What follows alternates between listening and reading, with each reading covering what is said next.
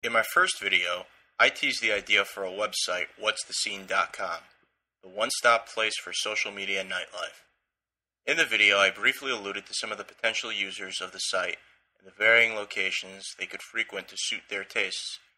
In this video, I'd like to revisit one of these potential visitors of whatsthescene.com. You watch them kids in the Jersey Shore, that's the places I want to go, because that's what I'm like, you know? I like to walk around and look at girls, maybe have a couple sausage and pepes, you know, have a little, man, go to put a bunch of bullshit. What we gotta do for style over here, you know? This is ridiculous. This is Giovanni. Maybe seen as a cliche to the reality shows and fads we see, I live in the Northeast, so there are definitely people like this, and that's fine. The demo for Giovanni is a little wider than it may seem. Loud music and packed clubs are top priorities. The age range is 18 to 25, maybe a little older depending on maturity level, and this crowd is still in college, or at least on an extended academic plan. Giovanni has a smartphone with web access, and is distracted very easily. He's willing to use social media sites to interact with friends and meet people, but gets a little impatient if something is too technical. He is not going to want to dig too deep to find a scene to suit his tastes. Before he goes out, he may check out the site on his laptop, or may check it out on his phone if the club he's at has an empty dance floor, or not enough like-minded individuals. It's important to have a real simple mobile design in order to quickly and efficiently locate other nearby places that would suit his tastes. Seriously, I just want to find a place where I just go after work, have a couple beers with my friends, and maybe meet a girl or two, hopefully.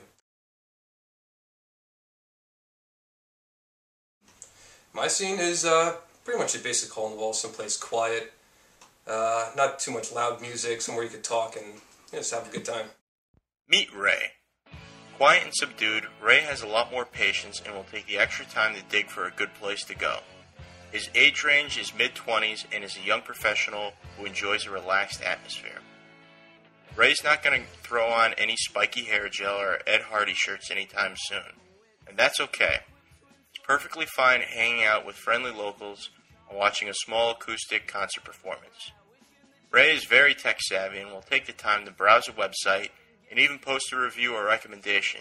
He's not big on large crowds and would also utilize a mobile device to locate another place. He will use the site as not only a way to find new people to meet, but also which places to avoid. Meet Carol and Dan.